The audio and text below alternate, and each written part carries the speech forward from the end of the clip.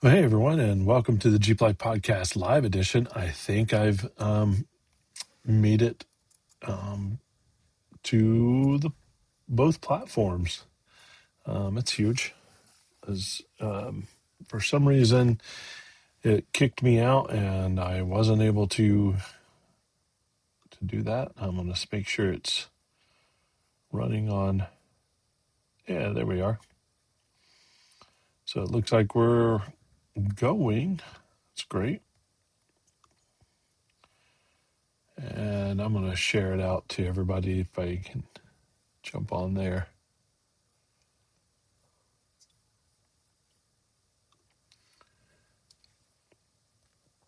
But today is all about you guys, and I'm going to try to recognize everyone that jumps on there and say hey.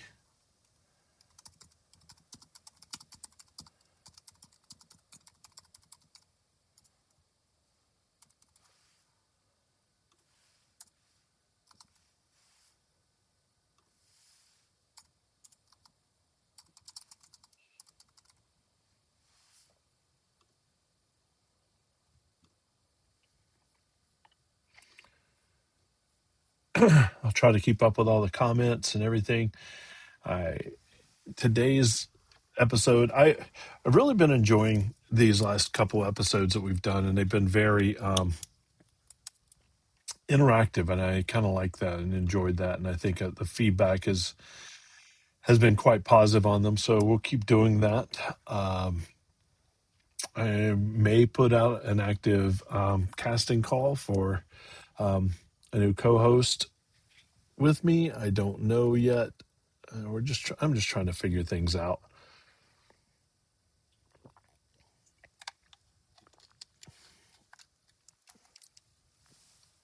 See if I can get the camera to log on and not cut off the top of my head, not cut off the bottom of my head, be centered. But yeah, I've had a real good time the last few episodes, and it's been good interaction. I'm going to continue that. Um, make life better, and the goal is to make sure that everybody has a good time, and listen to what we have to say, and hopefully maybe learn a little bit, maybe not, be entertained at least, and go through there. Dave, hey there, buddy. How you doing? Let me add you to the. There we go. But I think I've been having a good time in the last few episodes, and I think it's no exception. Um, kind of enjoy it, and I also am going to put out for some. I've got some guests have committed, but we can't seem to line up schedule wise. So I'm going to see if I can put out another call to some friends and get them on as guests, maybe guest co-hosts, combine a topic or two. So I think that'd be fun. People in the industry, people, Jeepers like you and me, uh, you know, yeah, it's all good. If you haven't already, get your Armor Light discount. Jeep Life Podcast 10 for a complete system at Armor Light or GoArmorLight.com. Our thanks to them for being the bestest people. Power Tank, Jeep Life Pod 15 for a complete system at checkout.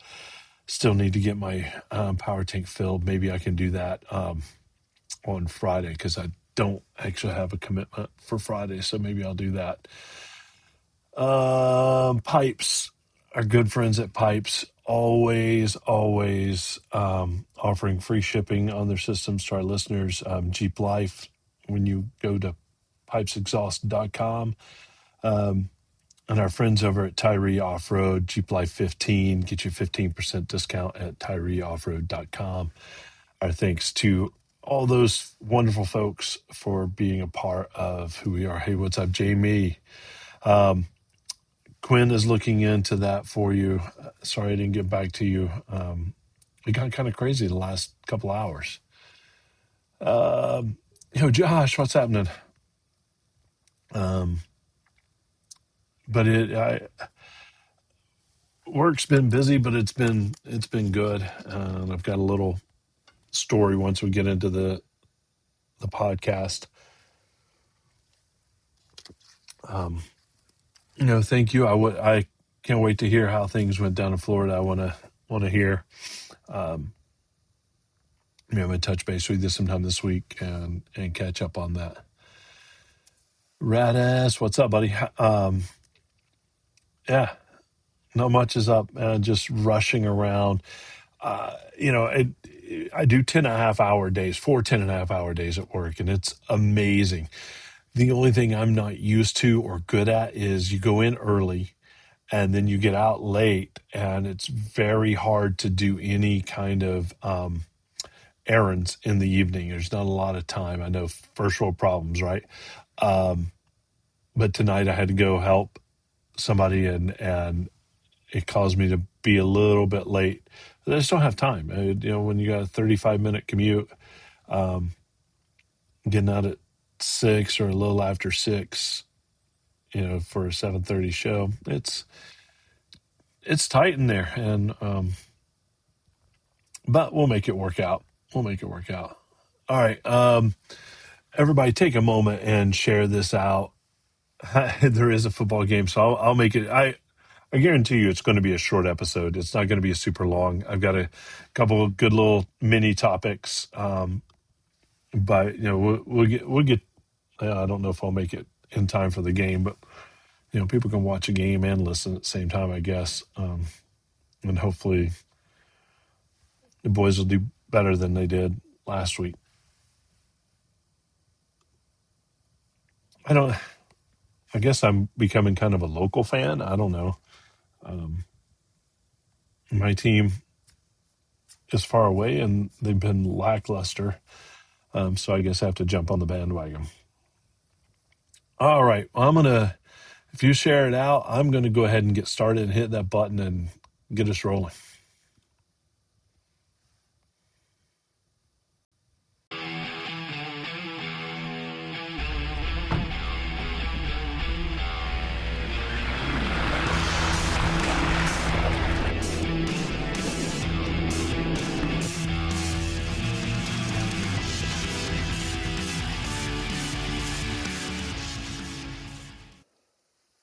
Well, hey, everyone. What's up? What's up, my Jeep Life family? Welcome back to another episode of the Jeep Life podcast, where we talk trails, builds, stories, and everything in between. We are proudly sponsored by Armorlight, the toughest flooring on the trail. Make sure to check out Armorlight at goarmorlight.com and use the Jeep Life Podcast 10 for a complete Armorlight system at checkout. Tell them Jeep and Terry sent you. And, as always, our continued thanks for their support of the Jeep Life Podcast. They've been there from the beginning and have really taken such good care of us. We appreciate that. Somebody else that has taken really good care of us. And tonight's episode sponsor is the New Jersey Jeep Invasion, and it's hosted by Blinker Fluid Productions. Our good friend Jamie and Allison, they take real good care of it and run an amazing show. And one of our favorite shows every year, 13th annual New Jersey Jeep Invasion, is coming up. It's Friday, July 10th through Sunday, July 12th of 2026.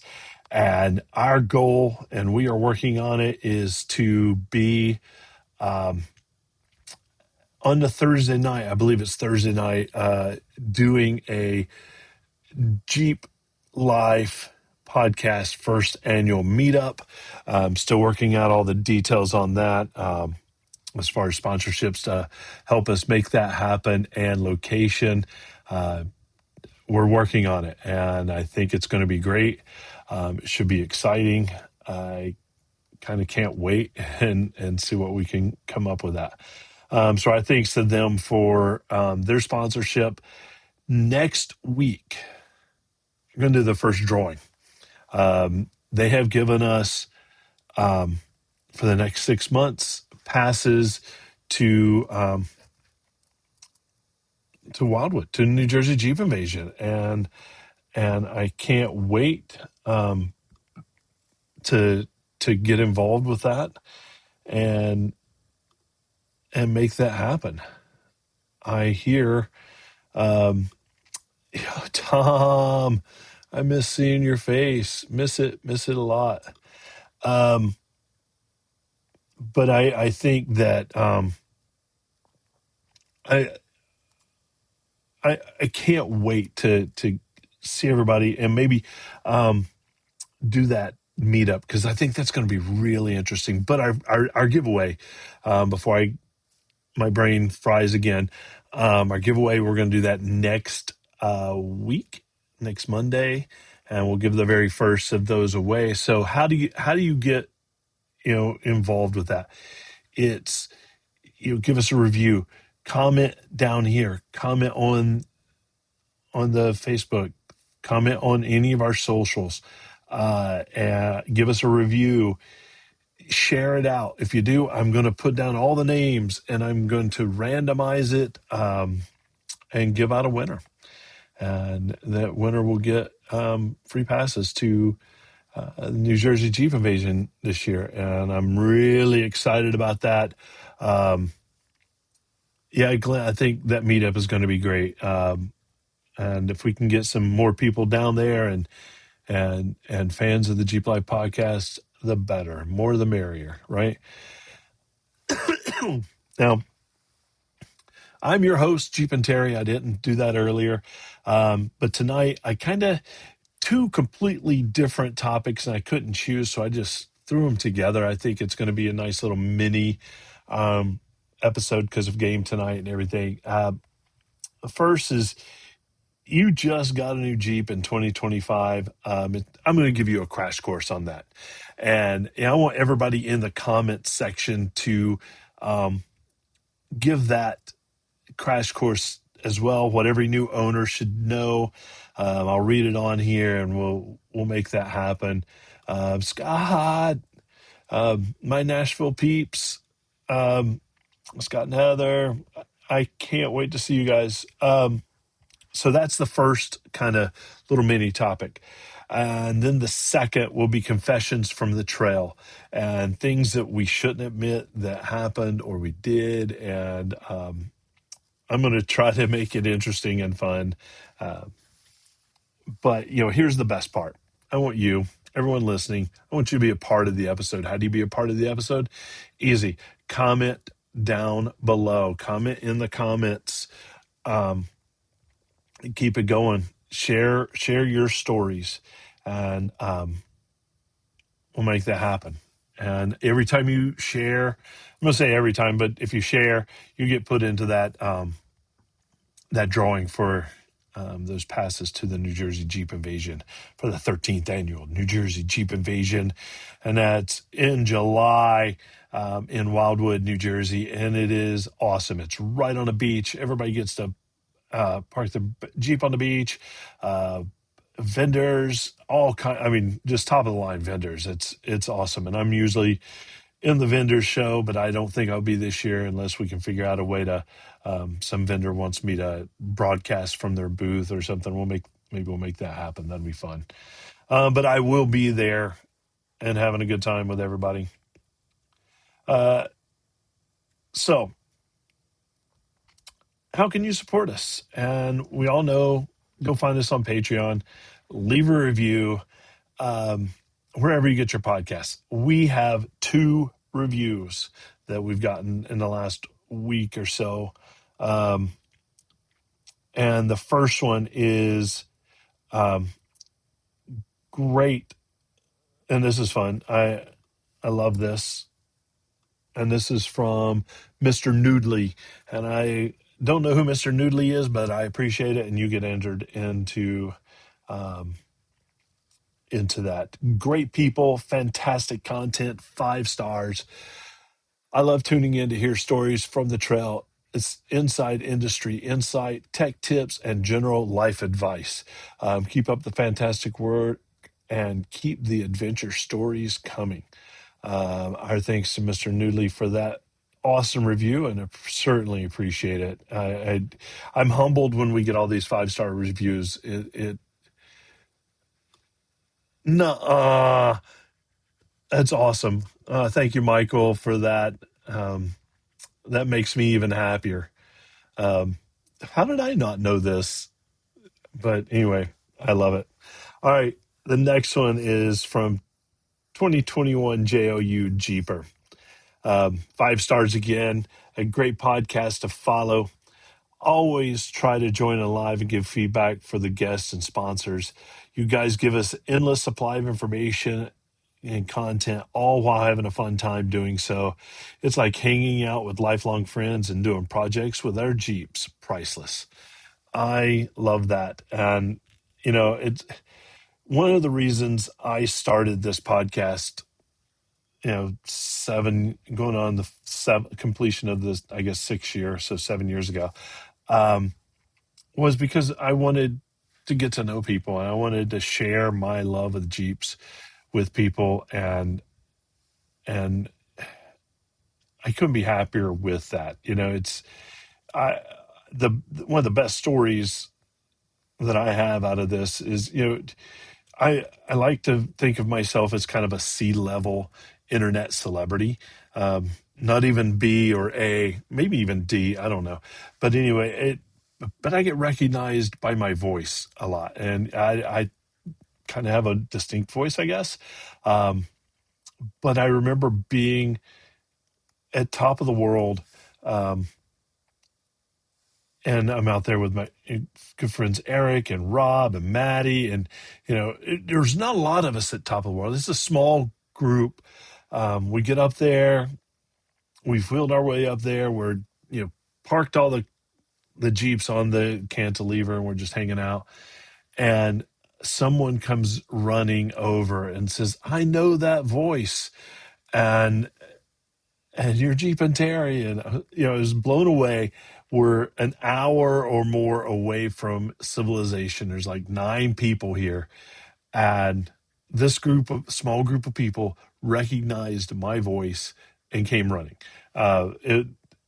It's humbling. It blows me away. I can't believe that happens, but it's not the first time. It happens, almost every show that I go to. Somebody be walking by and hear my voice and just stop and turn around. Um, but yeah, that was really fun. Glenn, you're an A in my book as well. You're an A plus, and I appreciate that. All right, so 2025 Jeep Owners Crash Course. The first thing you and recognize when you get a Jeep is it's not just a car, right? It's a platform, and you kind of get built into a community, and the Jeep Wave. So you got to learn that Jeep Wave. It's not the overly done. It's just simple, and the longer you got that Jeep, the more simple it can be. Um, and I guess some of the main points here is Jeep is built to be modified, not driven stock forever. And most people that buy a Jeep don't leave it stock in some way. They make it their own. I think it's one of those vehicles. It might be the most unique vehicle platform where people do make it own, whether it's their stickers, whether it's changing the colors, adding accent colors, um, lifting it, doing all sorts of things. Um, no 2 Jeeps are exactly alike, right? I call it my adult Lego kit. Everything on it is adjustable, tunable, upgradable. It's I just keep adding to it. Um, and we'll talk about a few of these things as we go along. Buying the Jeep isn't the beginning.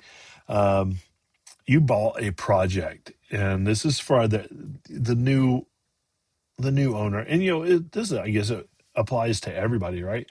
Uh, you kind of go through this period of trying to figure out what it is, and you have all these grand ideas, and I want to do it this, I want to do it that way. And Josh, you're right, it's probably the most modified or custom vehicle ever made, and I think that holds true all the way across.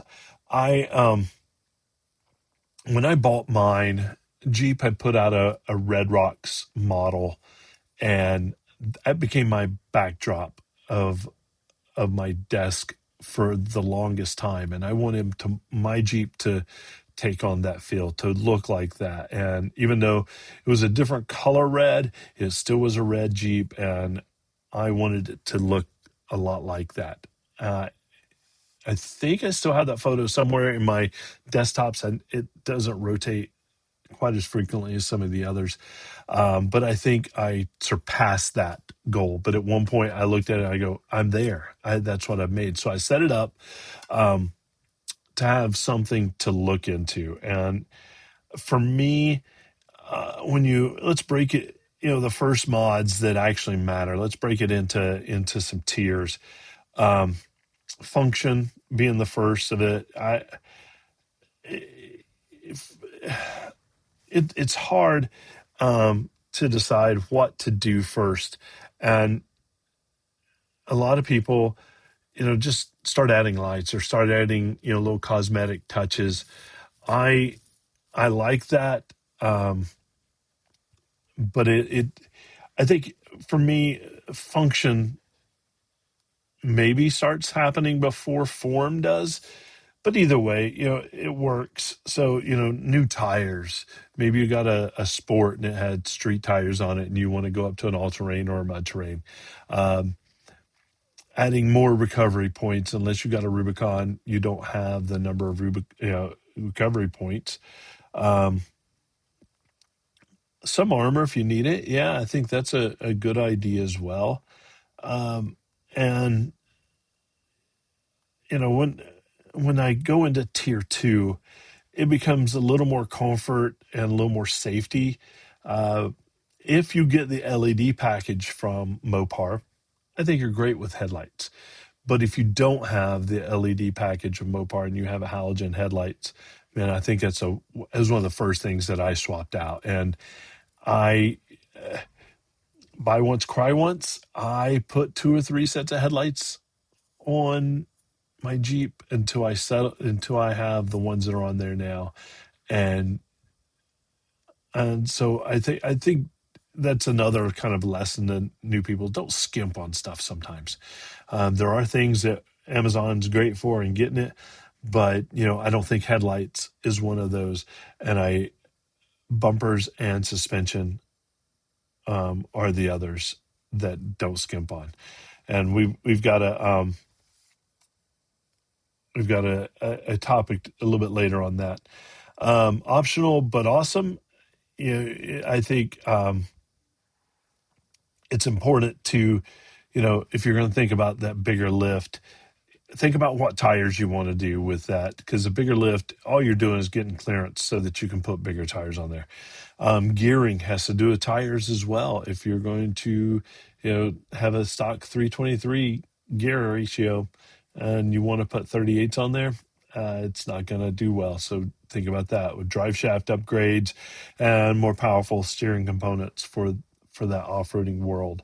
But I think those are things to think about. All right, I'm going to go back and look at some of these. Yeah, Michael, you're right. Just empty every pocket is, kind of the motto.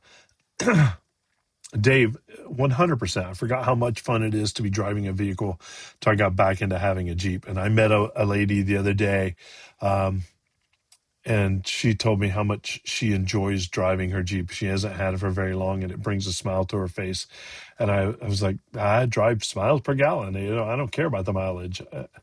Um, but Jamie, you're right. As a former Mustang owner, Jeeps and Mustangs are two of the most popular modified vehicles, and those were the stats from a few years ago. But it's still absolutely the truth. Um, Uh, Raz, you're right. The OEM halogens are some of the worst I've ever used out of any car. Um, it's not very very good at all.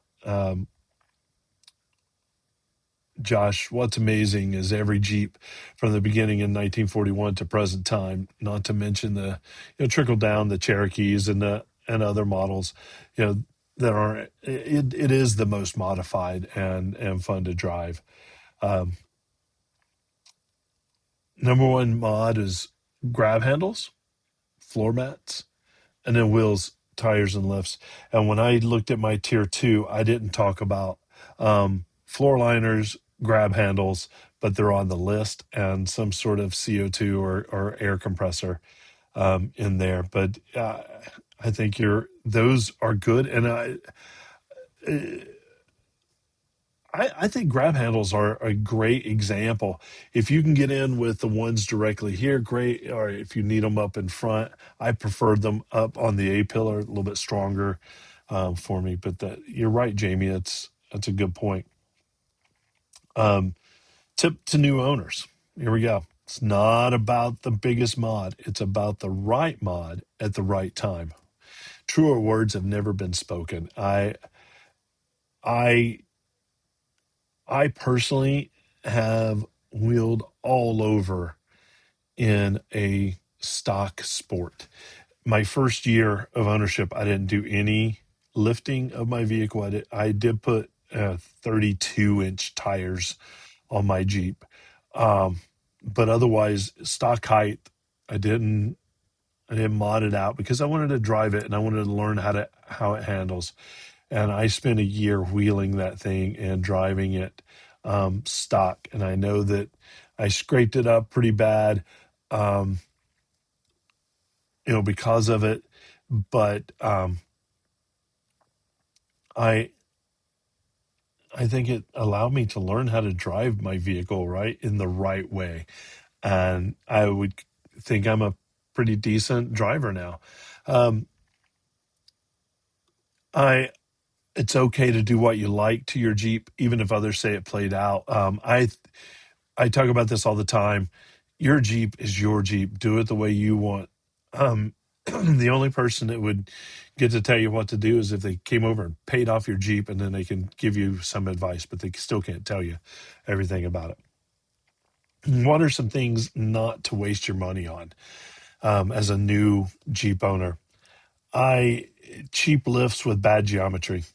It's Hold off, drive your Jeep, get to know it, and then partner with a great business and find the right lift for your Jeep, um, with your goals in mind, with your thoughts in mind, with your goals with tires in mind. Um, don't waste your time. Uh, Wait that full year, save up a little bit money, and get a little better lift kit that has the geometry built into it. Um, don't do wheel spacers that are stacked on wheel spacers just to get those wheels to cook out. Um, get get a good set of wheels that have the right spacing and back spacing. Um, I I think the combination of a good lift and good wheels can change the way your Jeep looks, but I think even more so, it'll change the way your Jeep drives. Let's see. Let's go back. Dave, don't skimp on what you want. Even if I'd wait it out, we just said that. I went through my Rubicon's rock rails, went up another set within a year, bought and installed the rock slide set. I wish I went on my top choice first. It's easy to spend the money. Um, it is easy, and I think it's important to kind of take care of that, right? Don't just jump in. Glenn says, agreed, geometry is so important. The JL's love caster. Yeah, and I think, if you get the right control arms where you can start controlling that and you do that. Um, Instagram mods that don't add function. I see a lot out there. Um, and again, everybody gets do their own Jeep, but I think don't just do it because somebody does it. Do a little research on it, and then light bars everywhere. Um, don't waste your money on light bars everywhere. I would spend it on good headlights, and then figure out what lights you need to add. I don't think your Jeep looks any cooler with windshield light bars, if it's just done haphazardly. I think there are um, exceptions to that, and I think it matters what you want to do with that. Windshield light bars are going to be loud, and they're they're just going to be loud, and they're not going to provide a lot of function because most of them will throw a lot of high light on the hood, and you'll get some reflection back, and that does less for your vision than not even having those on there.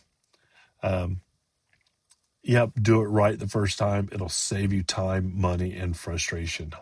100%, Josh. 100%. Um, if the part seems too cheap, it probably a problem that you're going to buy. If it seems like it's too good to be true, it's you're buying a problem. You're not getting what you need out of it. Um, Common new owner mistakes in this area: running 35s or 37s without regearing. Anytime you go up in tire size, the revolutions per second or per minute changes. So make sure, don't just jump on there and do it just because it looks cool. Regear and make sure you have the stuff to support it, because as you add 37s, 38s, 40s, you're changing the amount of mass that's rolling down the road, and you want to make sure that that's accounted for in your suspension um, and in your axles. Um, Forgetting to adjust air tire pressure. These tires that we run, the bigger ones, don't overinflate them. I guess the chalk test is the best thing or most recommended, but I tend to run between 32 and 35 depending on the weather. I tend to run a little bit lower when it's icy out or something like that. Um, just more surface area for the tire. If you overinflate, you will get a lot of um, not good traction in the center of the tire that'll wear quicker. So yeah, just be aware of what your Jeep needs, and chalk test it if you need. Make sure um, you're all good with that, and then not checking your torques specs after a ride or making sure everything's tightened down, because when you're off-roading, a lot of things get kind of banged around and vibrated. So make sure to check that after and before trail rides. Um, Using four-wheel drive on dry pavement and binding the drivetrain. That's really good advice. Sometimes I've used four high on wet surfaces like rain and stuff, because the rear end on Jeeps, it's a rear wheel drive most of the time. Um, they can get away from you, but if you're doing on dry pavement, you're gonna bind up the drivetrain and cause a crawl, you know, kind of situation. You don't want that. Um, yeah, I like this debate. Air intakes are always a good debate. Do I need to throw a cold air intake on there? And I think maybe I'll save this for a really good topic one day on intakes, and Josh, the snorkel too. So I think that's a time for. I want to save my discussion on those for another time, because I have fairly strong feelings, and I would like to get experts weighing in on that as well. What are some maintenance things that nobody tells you about? Um, if you're getting a Jeep now, whether it be new, and especially if it's used, um, check your ball joints, um, your track bar bolts, your drag in links. Check them for play. If you need to get an expert involved in that, there are some experts in the comments section. There are also good people out there that can help you out with that. Um, but if you got a new Jeep, you might not have to worry about that. Um, but I definitely, you know, check your bolts, check your even, make sure your um, lug nuts are hit to spec. Um, I think that's important. Uh, I A lot of new owners tend to get their Jeep dirty. Um, as a show, I've gone off road, right? And a lot of ways to do that is mud and or water. And I am not a fan of mud and or water anymore. Every once in a while, it's fun to rip through a puddle, but there are things to make sure to look for. Make sure that you don't get water up and over the hood. We would hate to hydrolock an engine, um, but also axles can get water in them into the diff, and check that. So change your diff fluid regularly if you're a mudder. Um, let's see, if you're thinking of something, ask another Jeep owner. Most are eager to share their knowledge, yeah, and what they think due to their experience. I think that's really, really good to do. But I also recommend that you take some of it with a grain of salt, because people will tend to throw out information and it might be misguided. Um, I think it's, if you're curious, then get it from more than one source. Um, oh, Radis, what we just talked about, diff fluid changes when you submerge them. Definitely do that, because you don't want soupy gear oil. You want nice and clean gear oil so they do their job. Uh, I I think that hits a lot of info for um, that new Jeep owner. If you just bought a Jeep in 2025, hey, welcome to the club. Come on in. The water is fine. Um, but you're about to spend money in ways that you never expected. But if you spend it smart, your Jeep will take you everywhere. These are amazing vehicles, and I'm blown away at what they can handle without spending a lot of money on it. Um, Dave, I love this. A good leveling kit can get rid of the rake on a Gladiator if you don't want to lift it.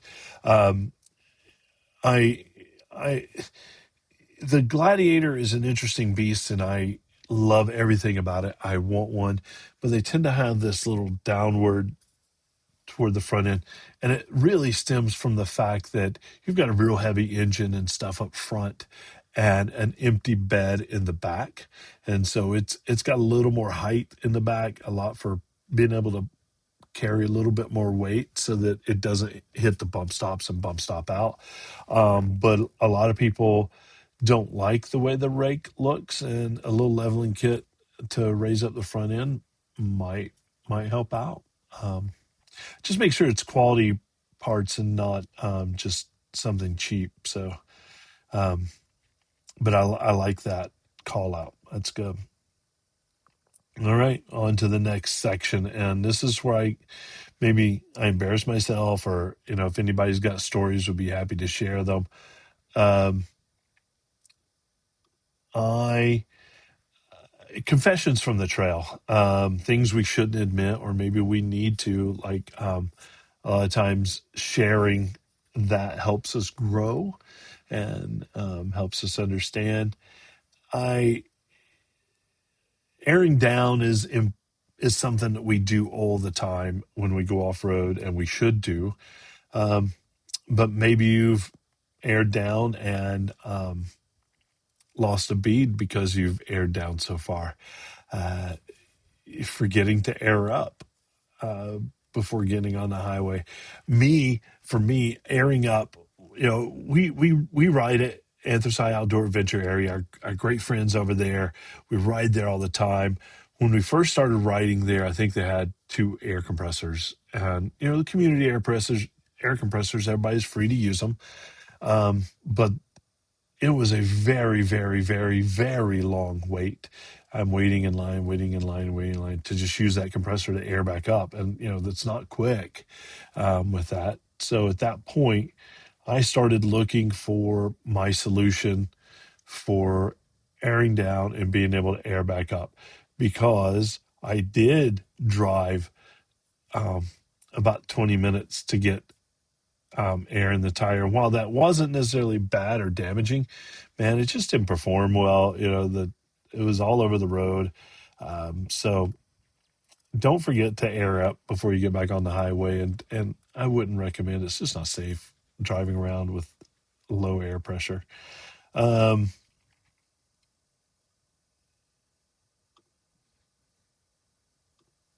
just because you have a super built rig doesn't necessarily mean you should be on this advanced trails.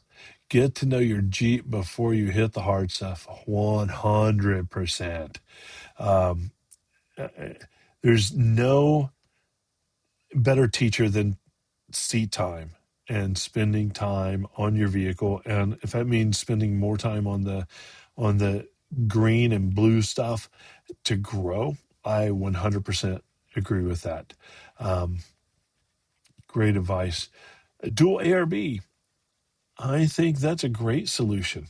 It's not for me. I looked into the dual ARB and I decided that with once I got the hoses and everything that goes along with that and got it installed, I was about $150 short of getting my power tank. And so I just jumped up to the power tank. For me, the power tank is the best all around solution. Uh, do you need to have a power tank? Absolutely not. Get an ARB because it doesn't have to be full. The downside is cooling it. Um, Air compressors tend to overheat after a long period of time. So you've got large tires, and that takes a while to air up. They could overheat, and you need to let them cool down before you do any more. But I think the dual ARB is great, especially if you're going to run air lockers or something like that. It's a good source of air. But know what your air down is. When I'm off roading here in in the East Coast, I'm between 12 and 15 psi, um, and I will do every tire the same amount, no matter what. So I look into that. Get an air gauge, 100%. Get a air gauge. Another example of I can totally make this line. You couldn't. There, I was out with Scott Ammerman, and it was just he and I on trails. One of the best days ever. I mean, we were just hammering. We were doing great stuff, and we went on trail 39A. I think was the it might have been 39B or whatever, and it had a fairly large shelf step to it, and I'm like, he went up it. I'm like, I can do this. I can do this, and I didn't have the experience then that I have now. Um, but I go up and rip off my um, oh my god, my brain just went completely. My evap canister just ripped it off. For the Jeep didn't put those in the smartest places, and it ripped right off. And actually, I think it cut the boot to my drive shaft at that point. So I had to do even more. But I did get a relocation kit for that evap canister and put it up over the axle where it made way more sense and less likely to get hit. But me thinking I could do that instead of going, the easier route. I think it's great to try. I really do. But I hate when people let their ego get in front and say, I can do this no matter what. You know, be smart about it. In that instance, I wasn't smart, and it cost me a repair on my vehicle. Um, Whereas if I had just taken the, a little bit easier line, I wouldn't have necessarily, broken and I would have learned something about the next time I come there. Um, Following somebody with lockers when you're open diff, I'm the guy who's open. Well, I'm not anymore, but I was for a very, very, very long time, and now I have a Detroit True Track in the rear. Um, but I used to follow somebody that had 40s, and that's where I got, you know, I I broke three steering stabilizers on the same trail, and it's because I was trying to be too fast and follow somebody that had 40s at their same rate of speed, when I only had 35s. Um, so I think, following somebody with, more capability is good to see the lines, but it's also important that you recognize the difference between the vehicle that you have and the vehicle that they have. And nobody's going to fault you if you're taking your time and not just flying through it. I sometimes would just fly through, and it wasn't good. Um, or try an obstacle just because the camera is rolling. The camera never lies. Um, Spotter, nah, I got this. Dude, take the spot. Um, Even to this day, there are times where, I'm in the lead. I'm the lead vehicle, and I would love to have a spot. Just an extra pair of hands or extra pair of eyes helps out. And I mean, I carry multiple radios in my rig um, for that reason. Um, and the skinny pedal isn't always the right answer. As a matter of fact, I very rarely will overuse power. There are times where you might need it, but you know I wouldn't do that. Golbaz 4081. I agree. Always take your time so you don't break your rig. 100% way to go. And I think, Anthony, I agree. Take your time. If you're not sure about an obstacle, don't ever be afraid to ask for a spotter. If you're out with the right people, and you should be, asking for a spot, man, everybody should jump at that opportunity to give you an extra pair of eyes.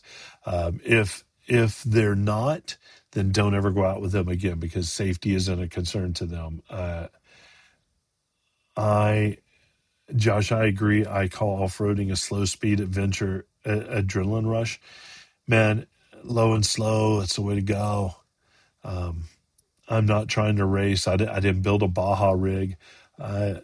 3 miles an hour is plenty fast enough over some of these rock.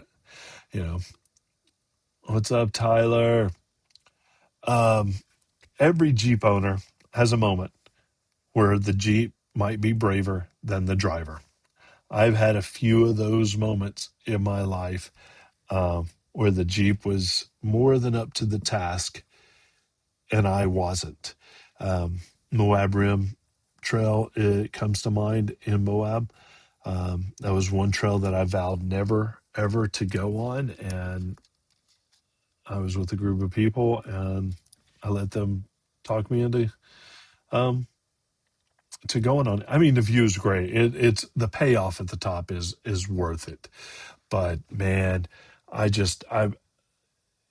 the pucker factor, and doubting myself, and all those things come into play. Um, Recovery. Um, I think we've all had recovery woes, and stuff that might not be um, memorable. Recovery is dangerous. So I now maybe I didn't when I was, first starting, but now I um, I spend the time on recovery and take my time with it so that I don't fail, because recovery fails can be super dangerous. Um, Throwing a strap backwards, or for me, my claim to fame is always I will leave my recovery kit in my Jeep. I'm always like the first person in my group when I'm leading, and I will come back to help people through a line, but I won't bring my recovery gear. And so then I have to go back up to my Jeep, get my recovery gear, and then come back and get people out of the situation. Um, yeah, that's not good. I think there's all kinds of winching things, running the winch while it might be in neutral, just so it just loosens up all the line, and not taking care of it. Um, might be another. Does anybody have any recovery confessions with that? I've been out on the trail and seen recoveries go wrong, but I've also been out with some of the most amazing people and are really good at recovery, and so I've learned a lot from them, and been in some weird situations, like trying to recover a broken down Bronco on Hell's Revenge at Hell's Gate. They were stuck halfway down, and no one had enough line to get all the way down, so we had to literally use multiple vehicles um, in the recovery. And so you know it's fun to watch that and be a part of that. So Off-camber trails that can scare the best of off-roaders. Oh, yeah. Off-camber is no fun. The thing to remember is keep your hands and bodily parts inside um, the Jeep, right? Don't stick your hand out to try to brace yourself. There's no way. You're not stronger than the Jeep is. Another I've actually seen it, where people will try to manipulate the Jeep to keep it from rolling over or whatever, and put themselves in really bad harm's way. There might be a time where you're just on the tip of it, and if you grab the Jeep and you're able to pull it down or add a little bit more weight, groovy. But if it gets past that point, that Jeep's going to just go and take you with it and maybe roll over on you. Don't do that. Not a good idea. Um, Trail etiquette and miss missed opportunities. I used to be big. I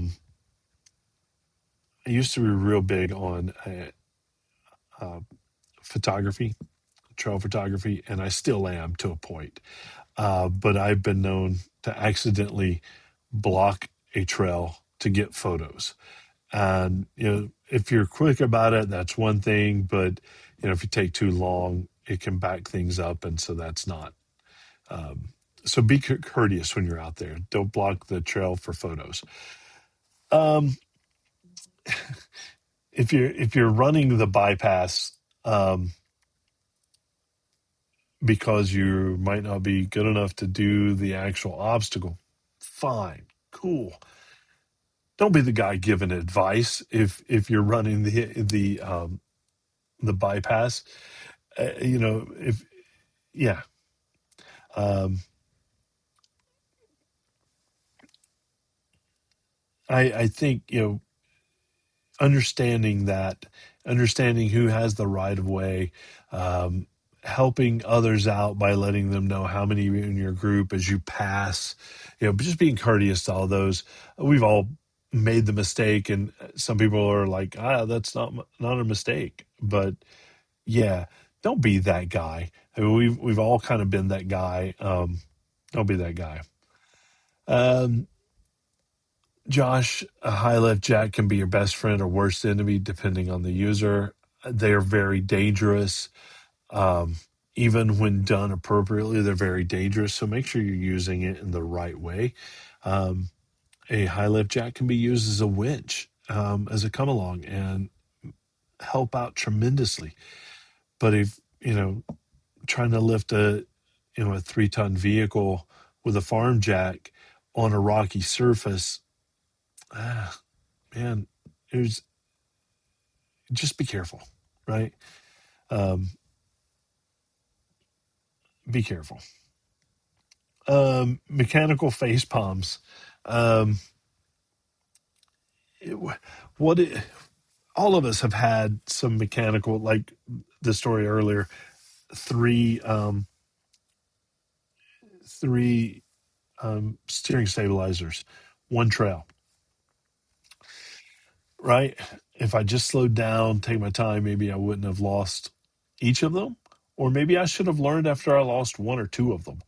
But to lose the third one, you know, I've lost four total in my career, so it's yeah, facepalm. Um, Not disconnecting.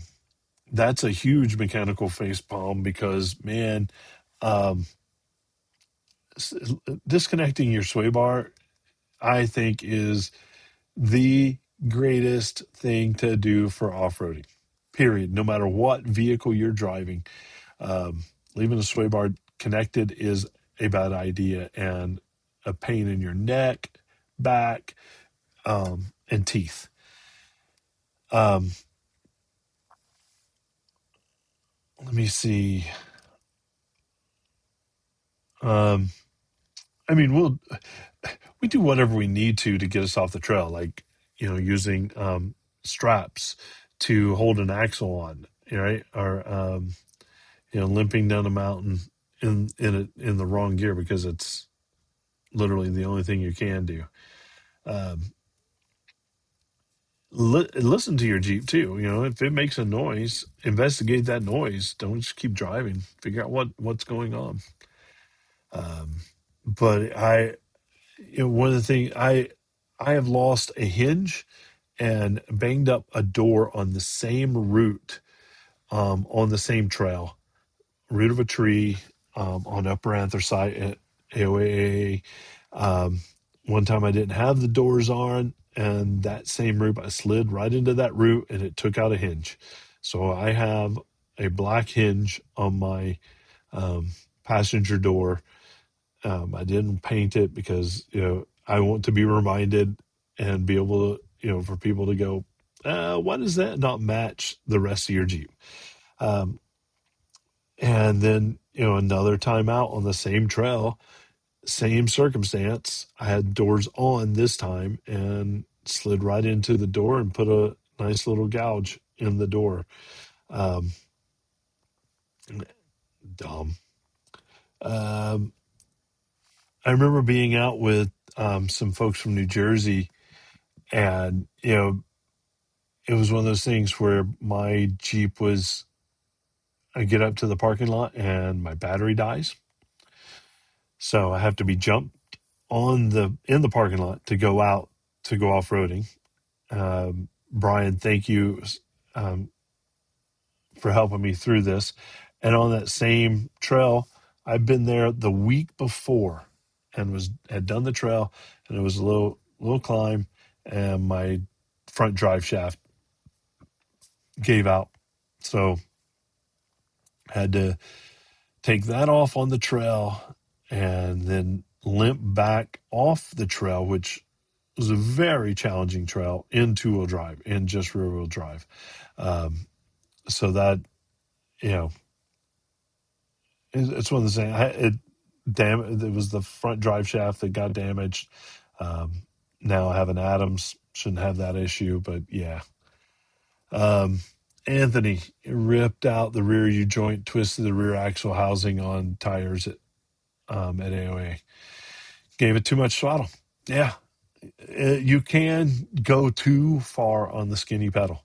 Um, it Lower the gear and let torque play, right? not necessarily speed. Um, I I think it's fun to.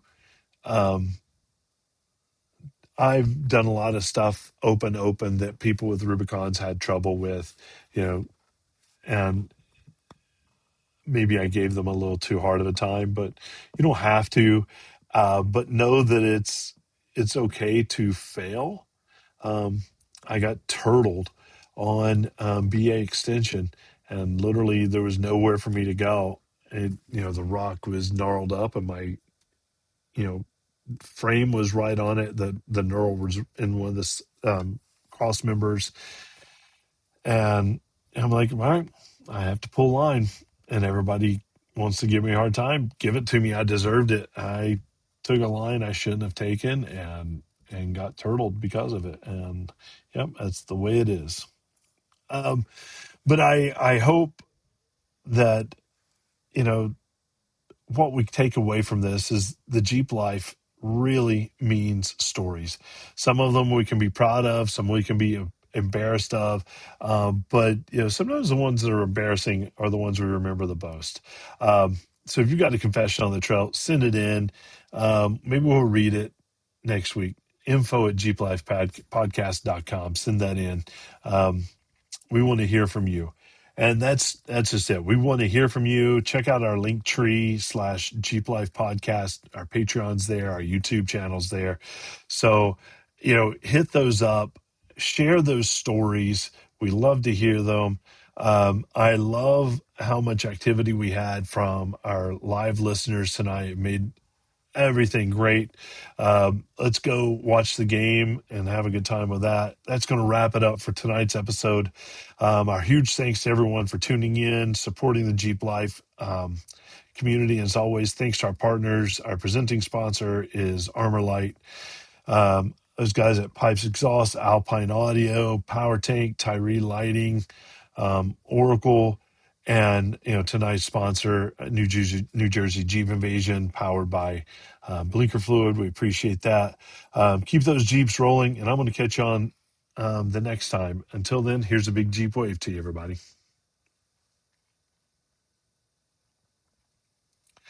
Hey, everybody, thanks for hanging out with me. It was a good time. I hope everybody enjoyed it as much as I did. I am as they say, lay tired, and I'm going to maybe try to edit this tonight. Who knows? But otherwise, I'll talk to you guys soon. See you later.